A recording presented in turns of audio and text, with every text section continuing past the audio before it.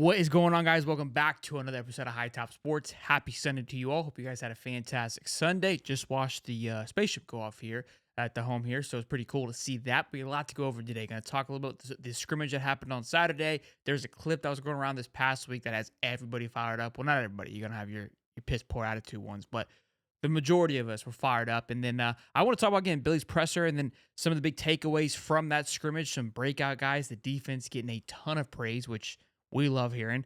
We're going to talk all about it. But first order of business, boys and girls, something I noticed during this presser, and I like it. I like it a lot, is with Billy's persona and it's just kind of his attitude towards things. I felt like before he would always kind of come in and was trying to police people, and you could tell that he was put a smile on his face. It looks like he's kind of had enough. It's almost as if he knows, like, look, it doesn't really matter what I do. The people's opinion is what it is. They care about winning. So we're going to go in here, going to knock this interview out, and keep moving forward. I could be wrong, but it just felt like it was a little bit different from before. And I like it because, again, it's like, F it. I've got nothing to lose. Let's just go in here and get it done. So we'll see. We'll see if it carries over to any more pressers. Obviously, they'll have a big one after that or after the orange and blue game on Saturday, which everybody is fired up for, just to get a little taste of some football, boys and girls. I'm going to tell you, I'm excited to see how this is going to turn out. I've been to the last two, being on Thursday, and the turnout was so-so. I enjoyed it because it wasn't so hot, so that was nice about it. But Thursday at a nighttime, it's tough to get everybody out there. So we'll see how the tailgating goes, and then, of course, just the turnout of the game. I think it's going to be nuts. I think it's going to really be electric, especially with the buzz and DJ Lagway. I think a lot of people are going to want to see that turnout and see how it plays out. We're also going to talk about DJ Lagway. Threw 3 interceptions during the scrimmage, and we're gonna give a little nod to Mr. Stephen Harris here because he nailed it on the head per usual. He knows what he does here. Coach spoke about a couple of things about the team, and then we're going to break it down a few plays from a Zach Alberverdi article here. But spoke to the team. Last year, he said a lot. This is my favorite team that I've coached so far. Love this team, like this team a lot. He reiterated that time and time again, and we were fired up about it. Obviously, the record didn't pan that way. That doesn't mean it's still not his favorite team or he enjoyed coaching that team. I fully believe that he did. This go around, not getting that verbiage. The verbiage we're getting now, and I wrote it down, was I don't have issues with this team. They do what they're supposed to do. Their group encourages each other and hold each other accountable, and football is much cleaner. So, again, a much different change than last year. Could have said, hey, love coaching this group of guys. And if he did, I would have called him out on that, saying this is kind of the same song and dance we heard last year. But, again, a little bit of a different narrative. The same thing we've been hearing from the player interviews. Again, guys are holding each other accountable. There's a leadership. We care about each other. Even in our interview with Big Rod the other day, I spoke to him about that. I asked him, like, what is the offensive line? Who's the leader? Who's taking over these things? I don't think that part has been shown yet. There's going to be a second clip coming out tomorrow talking about that. He goes, look, it's 5=1. There isn't an ego. There is no leadership. We all just bounce off each other, and anybody can hold anybody accountable. Love that. Love that everyone's playing for one another. So love that we continue to hear that same, continuously throughout the entire football program. You're getting the same message from everybody. I feel like that was a weird thing, kind of maybe year one we had it. Not so much last year, but you would hear different things from time to time from different people, and it felt like the miscommunication may have been a little bit off. So love hearing that, to say the least. He even spoke to the defense. He spoke to the offense getting off to a lackluster start, but was able to rebound and respond. And then he also spoke to the offensive line. He said he was very excited for the offensive line, something that we've been talking about on the show that we're really excited about. He said, we got 2 guys down right now, and we're able to hold our own. I feel like that Mertz had a ton of time in the pocket. We're going to read out some breakout plays from the running back room as well. So obviously the running backs are having success. That has to tell you that the O-line is having some success. And again, we're down 2 guys. So much more depth, much more room to work with. He even spoke to last year when Barber got hurt. Felt like we were playing with one hand in our pocket. And it damn sure felt like we were playing with one hand in our pocket. And again, you never want to be in that position where one guy goes down and you're completely strapped for, what you're going to be able to do and how you're going to produce. So love hearing all those things. Those are all positive things. Let's get into the highlights here. So Eugene Wilson, which we saw the clip of him, we're going to show it here in just a little bit, had the received several passes on 10 to 15-yard digs and 15-yard crosses, running some deeper routes and making downfield catches in space. Again, we know what Eugene Wilson can do, but it just feels good because we haven't heard much, honestly, about Eugene. We've been hearing a lot about other things, but Coach Billy said he was ultra productive today. So love hearing that he's getting the ball more, that he's being utilized more and more. That's something we screamed all year last year. Get the three of the ball. Just give me the ball. And that's what we want. That's all we want. Big one here, DJ Douglas. I think I had him labeled as a safety when I did the breakdown of my projections. The reason why I had this labeled out the way that I did was because I know Jordan Castell is going to hold a spot. I figured that Ace Turner was going to hold a spot. Triquez Bridges came here and said that he was going to be holding a spot. I said that Triquez, I feel, would probably rotate to cornerback. With DJ, and I thought DJ Douglas was going to be a cornerback as well, too, given what he played at, I can't remember what he played, doesn't matter. But he had a pick, Tulane. He had a pick 6 today, and he had some pass breakups. He also had a pick off of a tip pass from TJ Searcy. So there was 4 interceptions, 3 were thrown by DJ Lagways, which we'll get into in just a moment here. But love hearing, again, that safety room just having major success. Think about last year. We only had, I think, 2 or 3 picks the entire season. A lot of that was just because the quarterback play wasn't playing aggressive. They were playing very reactive. We talked about that. We would continuously talk about it. But from what we're hearing now, it sounds like they're playing much more aggressive and using their talent towards the ball, which could lead to bigger breakouts. But I love hearing what we got going on, especially knowing that we have Graham Mertz throwing the ball. Now, it's DJ that's thrown 3 of them, and we'll get into that in just a moment. But love the confidence that's going to give to the secondary as well. And again, the secondary continues to receive praise of what they're doing. Also, tackling. Coach Billy said at the end of the presser, this is the best the tackling has been the entire time since I've been here. Love that. Now, some people say, well, why is it taking this long? I know there's going to be those haters. Doesn't really matter. The fact of the matter is where we're at right now, and they feel very confident about where the tackling is, which also is a little bit of a foreshadowing to the clip that we're going to show here in just a little bit. So love hearing that as well. Again, TJ Searcy, sophomore. These are all these people that we're saying right now: Eugene Wilson, TJ Searcy, DJ Douglas, transfer portal guy. These are Billy guys that he's talented, he's evaluated. Produced one of the highlights in the scrimmage. He batted down a pass. So that's weird. An edge rusher, sophomore, was able to drop back and pat down a pass. I thought we didn't teach our guys that, but I digress. Resulting in one of the 4 interceptions, like I said, that was picked off by DJ Douglas. I feel like DJ Douglas, and I can't remember if I said this or not, might slide into that nickel position and fill into what Jaden Hill was. I think it's going to be Azen Turner and Jaden Castell in the top, free safety area, where DJ Douglas will play that corner / nickel position where he kind of floods in a little bit. I thought that Triquez Bridges would probably fall into that position as well. So we'll see. Again, we'll see how it plays out. These are just my thoughts based on what they did prior and what we currently have. Even Greg Wilson, or what's his name? Gregory Smith, the 4-star safety that came in. I'm excited to see what he's going to be able to do just from his sheer size alone.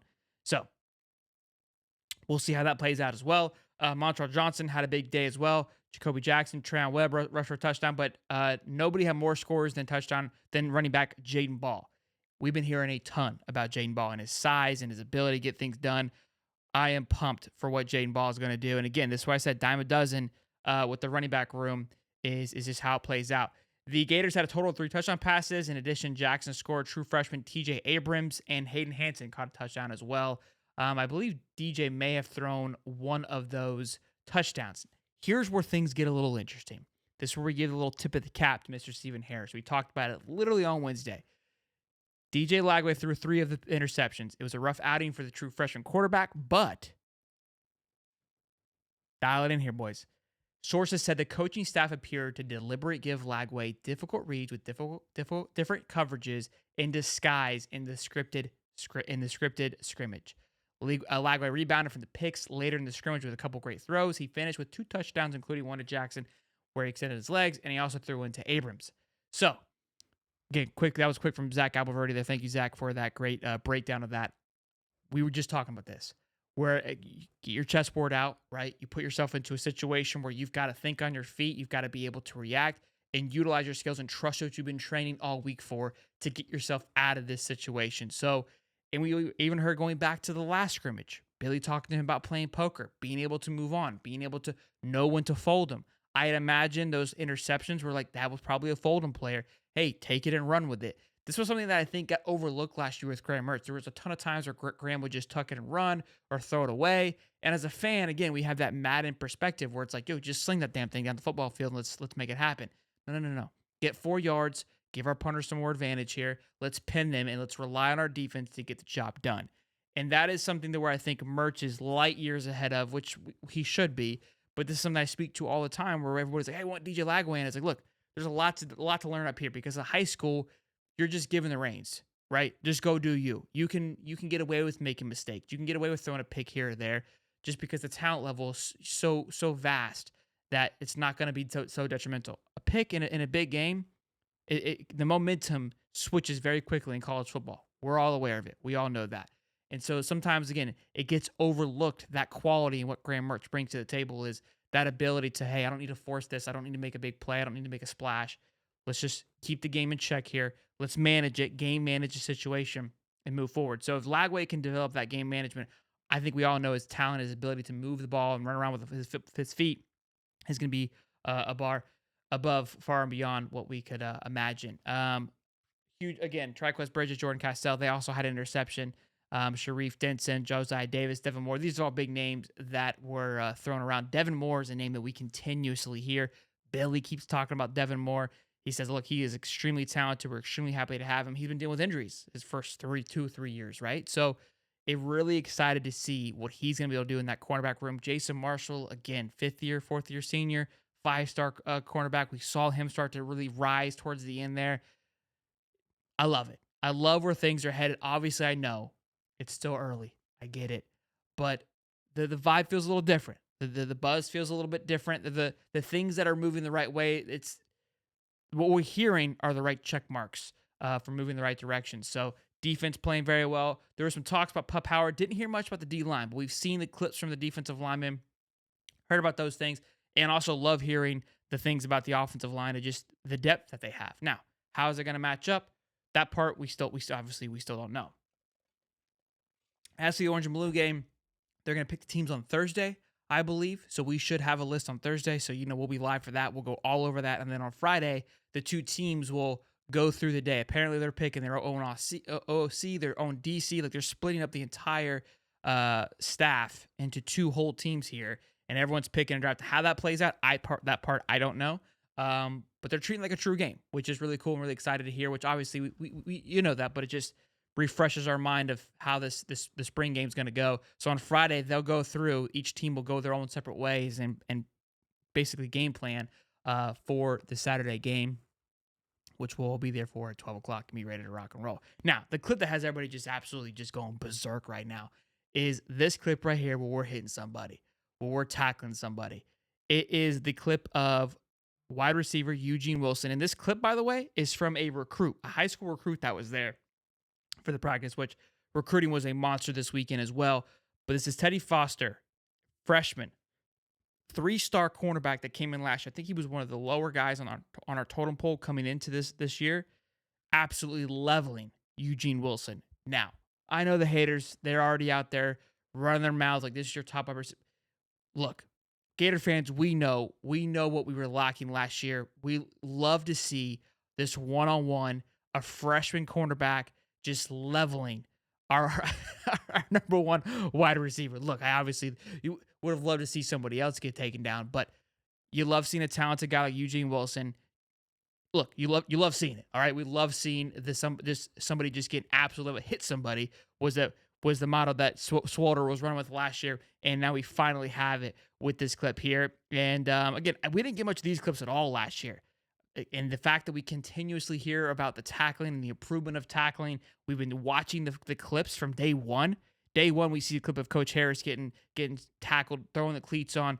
Everyone's tackling everybody with the bag, and we immediately go, "This is it, right? We're not tackling donuts anymore, rolling through the football field. We're not tackling dummies anymore. No, we're tackling people to get that, that feeling of hitting somebody, of leveling somebody out." So it's great to see, in my opinion, what we started on week one. Right, day one, we're in day 9, day 10 here in this video here, transitioning very well just 9 days in. And again, it's constantly being complimented that tackling has been much, much better, because when you think about this clip, I think about the clip of Miguel Mitchell where he has a teed up wide receiver from Missouri, and the wide receivers look in the opposite direction and levels our guy out. Right, that's what's playing in my head.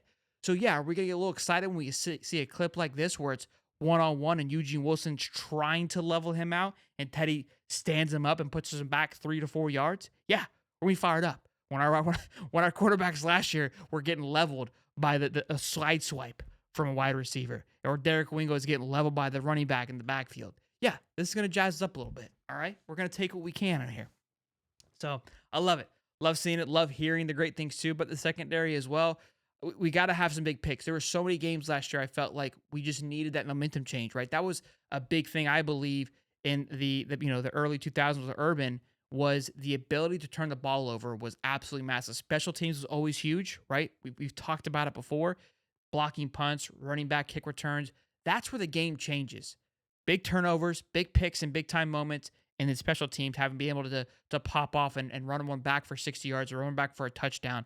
That's the edge. That's where you separate yourself in the SEC, because all these teams have the talent. All these teams have what it takes to get it done, but it's the fine detail in the big time moments and even like big time plays is the difference maker. And we didn't have many of those at all last year. We felt like we were giving away the big plays versus having them in our favor, and we were still a damn scratch and a sniff away from getting it done. So love it. Love all the good things that are coming out. Again, the spring game is going to be huge.